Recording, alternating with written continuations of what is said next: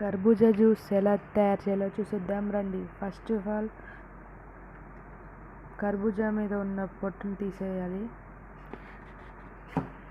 కర్బూజా జ్యూస్ చాలా రుచిగా ఈజీగా ఎలా తయారు చేయాలో చూసేద్దాం రండి. కర్బూజా జ్యూస్ తాగడం వల్ల విటమిన్ ఏ ప్రాబ్లం లేకుండా ఉంటుంది, ఐ ప్రాబ్లం లేకుండా ఉంటుంది. ఈ జ్యూస్ తాగడం వల్ల ఈజీ డైజెషన్, ఇమ్యూనిటీ పవర్ మంచిగా ఉంటుంది, ఫైబర్ కంటెంట్ ఎక్కువ ఉంటుంది, దాంతోపాటు పొటాషియం కూడా ఉంటుంది. ఈ సమ్మర్లో వేడి చేయకుండా ఉండాలంటే కర్బూజా జ్యూస్ ఈ విధంగా ఈజీగా తయారు చేయండి.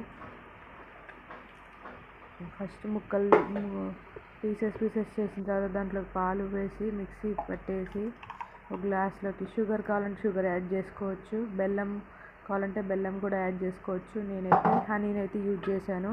దాంతోపాటు సబ్జా గింజలు అయితే నానబెట్టి కొన్ని వేసాను, వేడి చేయకుండా ఉంటుంది కాబట్టి.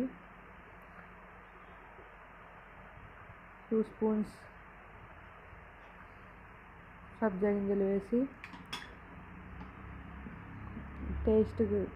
రుచికి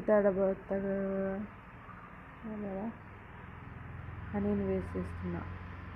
మీకు కావాలంటే షుగర్ కూడా యాడ్ చేసుకోవచ్చు. ఎంతో రుచికరమైన కర్బూజా జ్యూస్ రుచికరంగా రెడీ. Thank you.